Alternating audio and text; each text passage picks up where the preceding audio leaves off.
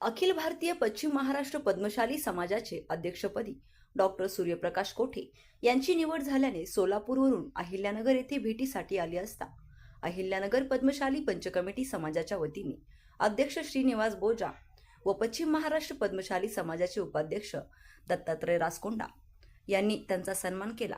यावेळी त्यांच्यासोबत पश्चिम महाराष्ट्र उपाध्यक्ष नगरसेवक शशिकांत कैची, खजिनदार श्रीनिवास चिलका, उद्योजक यलप्पा गड्डम, नरसिंग कोडम, संगमनेर येथील माजी नगरसेवक सिद्धराम दिड्डी व पश्चिम महाराष्ट्र पद्मशाली समाजाचे उपाध्यक्ष दत्तात्रय रासकोंडा, पंच कमिटीचे पुरुषोत्तम बुरा, ॲडव्होकेट राजू गाली, विनोद बोगा, गणेश चेन्नूर, पुरुषोत्तम सब्बन, श्रीनिवास रासकोंडा, प्रवीण दिड्डी आदी उपस्थित होते। यावेळी सत्कारास उत्तर देताना डॉक्टर कोठे म्हणाले, अहिल्यानगर येथे पद्मशाली समाज मोठा आहे, अनेक क्षेत्रात विखुरलेला आहे।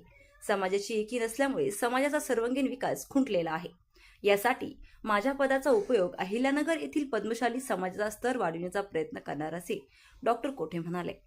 कार्यक्रमाचे प्रास्ताविक पंचकमिटी पद्मशाली समाजाचे अध्यक्ष श्रीनिवास बोजा यांनी करताना म्हणाले की नगर येथे समाजाची एकी नसल्यामुळे समाजाला सर्वच स्तरातून नुकसान होत आहे, परंतु आम्ही कमिटीमध्ये सदस्य पदाधिकारी हेत सर्व तरुण, उद्योजक, वकील व डॉक्टर असे घेतले असल्यामुळे भविष्यात नक्कीच याचा फायदा समाजाला होईल असे सांगितले। सुरुवातीला पाहुण्यांचे स्वागत श्रीनिवास रासकोंडा यांनी केले, तर आभार ॲडव्होकेट राजू गाली यांनी मानले। यावेळी समाजातील अनेक मान्यवर उपस्थित होते।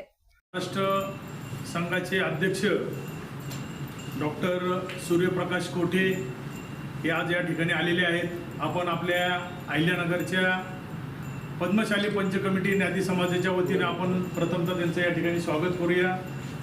त्यांच्याबरोबर आलेले उद्योजक यल्लप्पा गड्डम साहेब, सोलापूरचे माजी नगरसेवक शशिकांत कैची, तसेच आपल्या संगमनेरचे माजी नगरसेवक सिद्धरामजी दिड्डी आणि आपले मार्गदर्शक आणि पश्चिम महाराष्ट्राचे माजी उपाध्यक्ष दत्ताजी रासकोंडा, या ठिकाणी उपस्थित सर्व आपल्या पंचकमिटीचे सभासद व पदाधिकारी। आपण एक छोटा औपचारिक कार्यक्रम घेतला साहेब, आम्ही कोणालाच सांगितलं नाही, फक्त एक 8-10 लोकांना सांगितलं। थोडं कार्यक्रम मोठ्या प्रमाणात करता आला असता, पण अचानक आपण आलेलं कळाल्यामुळे आणि प्रत्येकाचं थोडं व्यस्त स्वरूप असल्यामुळं आम्ही एक छोटासा कार्यक्रम या ठिकाणी आयोजित केलेला आहे।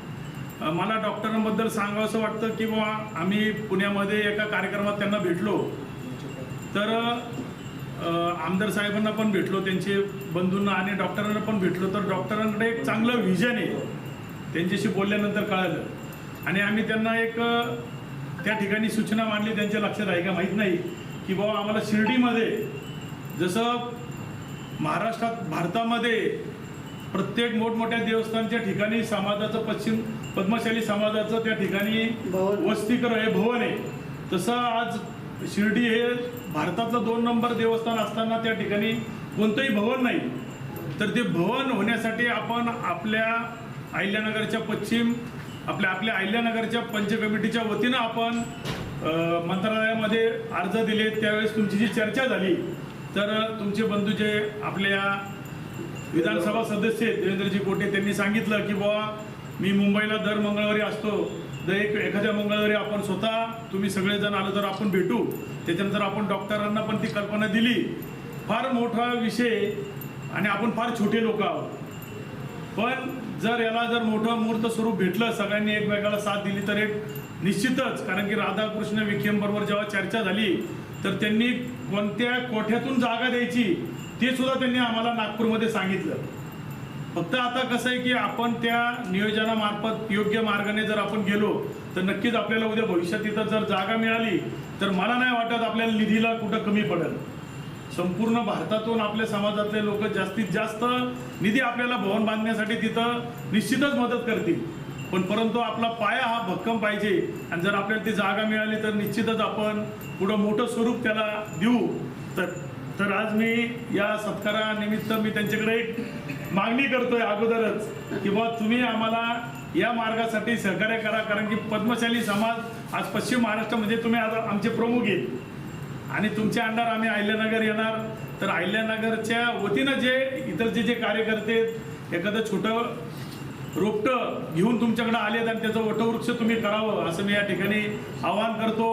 आणि थोडं तुम्हाला पण माहिती असेल नगरचा इतिहास, इथं गेल्या अनेक वर्षापासून 2 गट आहेत, पण आम्ही या कोणत्या गटातटात न जाता गेल्या 1 ते 2 वर्षापासून दत्ता राजकोंडा यांच्या मार्गदर्शनाखाली या कमिटीमध्ये 50 लोक जर साहेब तुम्ही पाहिले तर 50 पैकी 45 लोक हे व्यावसायिक आहेत, डॉक्टर आहेत, इंजिनियर आहेत, वकील आहेत, की जे लोक समाजातल्या भांडणापासून लांब होते त्या लोकांना आम्ही एकत्र करून ही कमिटी स्थापन केली. आम्ही चेंज रिपोर्ट दाखल केला. कायदेशीर लवकरच ज्या गोष्टी होतील, आम्हाला कोणालाही नाव ठेवायचं नाही, आम्हाला समाजासाठी काम करायचं आहे. आम्ही मार्कंडेय देवस्थानचं जीर्णोद्धार होण्यासाठी 3 दिवस मोठे कार्यक्रम घेतले. अनेक महाराज मोठे मोठे पंत त्या ठिकाणी बोलवले, आमदार खासदार आलेत आणि 3 दिवस त्या ठिकाणी भूमिपूजन झालं. आणि भूमिपूजन झाल्यानंतर दुसऱ्या गटाने ते ताबा घेतला आणि त्यांनी बांधकाम करून बांधकामाला सुरुवात केली. त्यांना वाटलं तर आम्ही विरोध करू, आम्ही कोर्टात जाऊ. म्हटलं आम्ही ते करणार नाही. तुम्ही जर करताय तर चांगली गोष्ट आहे, कारण की आम्हाला काय आमचा झेंडा मिरवायचा नाही, आम्हाला समाजासाठी काम करायचं आहे. म्हणून आम्ही त्यांना कोणताही विरोध केला नाही. त्यामुळं त्यांनी त्या ठिकाणी पुन्हा एकदा तिथं बांधकाम सुरू करून आज त्यांनी पहिला स्लॅब केला आहे. तर हे एक चांगली गोष्ट आहे. म्हणून आम्ही परत समाजाच्या आमच्या कमिटीच्या वतीनं समाजासाठी काहीतरी आपण दुसरं काहीतरी करू म्हणून आम्ही आता एक नियोजन केलं की जे शिर्डीमध्ये आपल्या समाजाचं एक समाजाचं भवन, पद्मशाली भवन व्हावं म्हणून आम्ही ते नियोजन केलंय. तर बुवा की समाज मोठा आहे, अनेक गटतट आहेत, तर आपल्याला त्याच्यामध्ये न जाता समाजाचा विकास कसा होईल हा दृष्टिकोन आम्ही सर्व घटक या पंचकमिटीच्या वतीने नियोजित करून आम्ही कामं करत आहोत.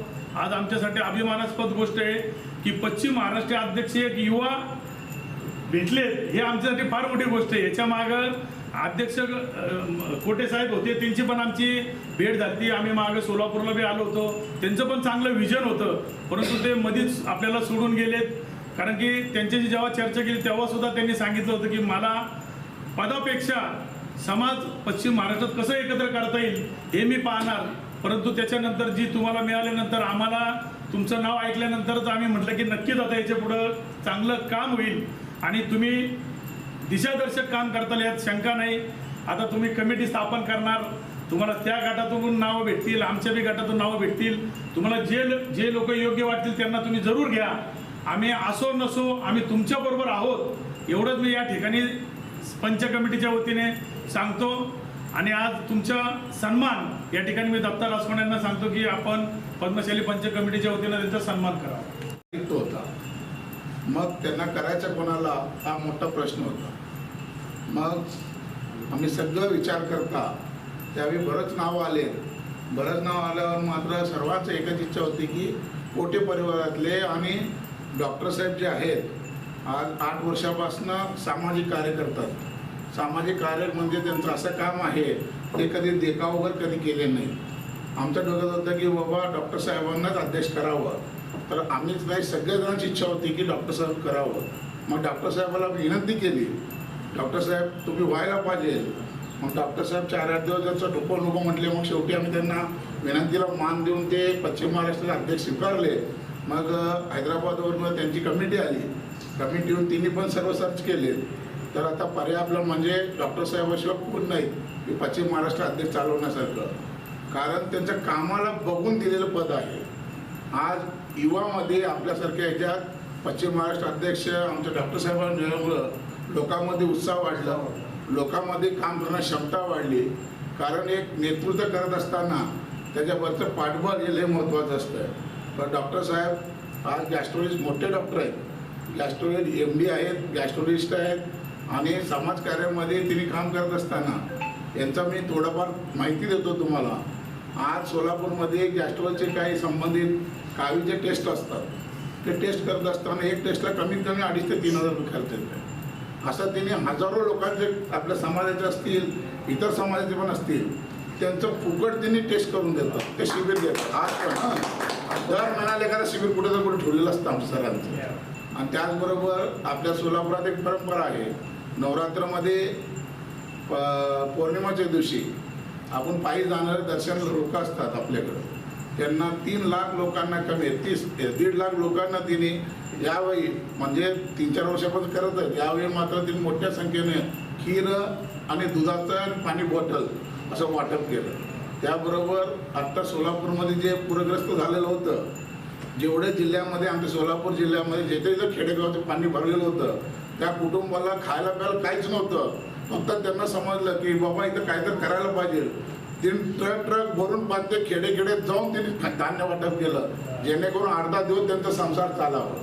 म्हणजे समाजकार्य करत असताना सार्वजनिक काम, समाजकाम आणि स्वतः डॉक्टर हे तिन्ही काम बघत आज आपल्याला खरोखर आनंद वाटतोय की आपण एक चांगलं नेतृत्व आपल्याला मिळालेलं आहे. या नेतृत्वाखाली सगळं टीम आपल्याला काम करायचं आहे. काका तुमचं मार्गदर्शन असेल, राजकोंड काकाचं मार्गदर्शन, सगळ्यांचं मार्गदर्शन गरज आहे. तरी पण आमच्यात काही चूक झाली असेल तरी पण तुम्ही आम्हाला लहान भाऊ मुलगा समजून तुम्ही सहकार्य करावं आणि मदत करावं. त्याचबरोबर आज पश्चिम महाराष्ट्राचे त्यांचा अध्यक्ष झाल्याबद्दल मी त्यांचा शतशः आभारी आहे. कारण कोटे कुटुंबातले काम एखादा काम हातात घेतले ते कधीही मागं पडत नाही. आणि पहिला काय म्हणतात, पहिला समाज नंतर राजकारण, त्यांचं पहिल्यापासून युक्तवाक्य आहे त्यांचं. म्हणून मी आज खरोखर तुमच्या सर्वांचं अभिनंदन करतो. तुम्ही इथं आल्यावर आमचा मान सन्मान दिलात, त्याच्याबद्दल तुमचं मनापासून अभिनंदन करतो. आणि आत्ताच काकांनी सांगितलं की माझी पार्श्वभूमी म्हणजे स्वर्गीय विष्णुपंत तात्यासाहेब कोठे व महेश कोठे माझे जे काका होते. घरात 40 वर्षापासून आमच्याकडे सोलापूरमध्ये आता 45 वर्षापेक्षा जास्ती समाजकार्य आणि राजकार्याचं आमच्याकडे वसा होता.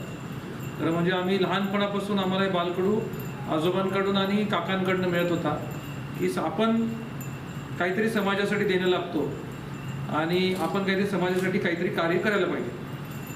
आता आपल्या समाजाची जी परिस्थिती बघतो आपण सध्या महाराष्ट्रात सोलापूर असून दे, पुणे किंवा अहिल्यानगर आणि बाकी भागात मोठ्या संख्येने आपले बांधव आहेत. आणि मला सांगायला खूप आवडतं की आपला जो समाज आहे कष्टकरी समाज आहे. म्हणजे तेलंगणा किंवा आंध्र प्रदेशमधून आपण इथं स्थलांतरित झालो आणि ज्या भागात आपण जाऊन राहिलो त्या भागातला एक मुख्य घटक म्हणून आपण तिथं नावारूपात आलेलो आहोत. आणि सर्व क्षेत्रात ते डॉक्टरकी क्षेत्रात असतील, वकिली क्षेत्रात असतील, राजकारणात असतील, उद्योगात असतील, अशा वेगवेगळ्या क्षेत्रात आपले समाज बांधव अग्रेसर असतात आणि समाजासाठी फक्त कामच करत नाहीत तर त्या क्षेत्रात ते खूप मोठ्या रूपात नावरूपात आलेलं आहे. अहिल्यानगरमध्ये तसं येत आहेत. आता आपण बघतोय राजकोंडा फॅमिलीचं जे आता हे रेडियन्स हॉटेल आहे त्याला विजन जे म्हणतो की दुसरीकडे येऊन आपण आपल्या कष्टावरती ह्या सगळ्या गोष्टी उभा केलेल्या आहेत. आता सोलापूरचं भाव सांगायला गेलं तर सोलापुरात मागच्या ह्या इलेक्शनमध्ये 18पेक्षा जास्ती नगरसेवक निवडून आले. आमच्याकडे नगरसेवकांची संख्या 102 आहे. तर त्यामध्ये 18 नगरसेवक आपल्या समाजाचे महापौर आलेले निवडून. तर आमचं कुठेतरी हे वाटलं की पश्चिम महाराष्ट्राच्या तर्फे आपण आपल्या समाजातल्या नगरसेवकांना आणि अहिल्यानगरमधल्या नगरसेवकांना किंवा संगमनेरच्या नगरसेवकाचे निवडून आले त्यांचा आपण कुठेतरी पश्चिम महाराष्ट्रातर्फे सन्मान केला पाहिजे. हा सन्मान करण्याचं कारण 2 आहे. एक तर जे आपले आहेत बांधव आहेत त्यांना सन्मानाने त्यांना मान सन्मान मिळतो, त्यांना एक प्रेरणा मिळते, त्यांना बरं वाटतं की कोणतरी समाजातलं आपल्याकडे कौतुक करतोय, पाठीवरती थाप देतोय.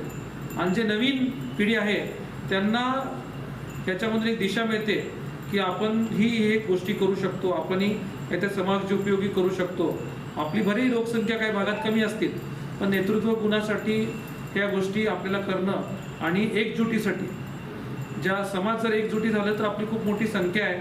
आणि मी जसं मागच्या वेळेला सरांनी सांगितलं की आम्ही एका लग्नात भेटलो होतो, त्या लग्नात त्यांनी मला लगेच बोलले की आपल्याकडे शिर्डीमध्ये एक भवन बांधायचं आहे. तर मी देवेंद्र आला होता त्याच कार्यक्रमामध्ये, आम्ही लगेच तिथं भेटलो, त्याला त्यांनी पत्र दिलं आणि त्याचं फॉलोअपही आपण करू म्हणून मी सांगितलं. नक्कीच मला आवडेल की आपल्या समाजाचं एक भवन जर आज शिर्डीमध्ये झालं तर जे समाज आपल्या पूर्ण महाराष्ट्रभरातनं किंवा बाकी देशातनं जो येतो त्यांना राहण्याची एक उत्तम सोय तिथं होईल, हक्काची सोय होईल, जेणेकरून कुठल्या हॉटेलमध्ये तिथं त्यांना रूम मिळाली नाही असं कधी होणार नाही. तर नक्की त्याचा पाठपुरवठा आपण करूया. आपण येणाऱ्या काळात सोलापूर भागात अधिवेशन घेण्याचा एक विचार आहे, त्यासाठी आपण सर्वांनी यावं. पहिला आता जो 28 तारखेचा कार्यक्रम आहे महालक्ष्मी बँकेटमध्ये 5 वाजता त्यासाठी आपण सर्वांनी जास्तीत जास्त संख्येने सोलापूरला येऊन तो कार्यक्रम यशस्वी करावं. त्यासाठी बरेचसे मान्यवर हे वेगवेगळ्या क्षेत्रात येणार आहेत तिथे, आणि आपल्याच माणसाचा आपण सन्मान करायला जर पुढे आलो नाही तर मग दुसऱ्या समाजाचे आपलं काही सन्मान करतो. त्यामुळे आपणच आपल्यासाठी आहे हे आपल्याला माहिती पाहिजे, आणि आपल्या सर्व क्षेत्रात पुढे आपला समाज पुढे जावं एवढी मी सदिच्छा व्यक्त करतो. मला आपण इथं सन्मान दिलात आणि माझा सत्कार केलात, माझ्याबरोबर आलेल्या सर्वांचा सन्मान केलात, याबद्दल मी आपल्या सर्वांचं धन्यवाद व्यक्त करतो आणि एवढंच बोलतो, थांबतो. धन्यवाद.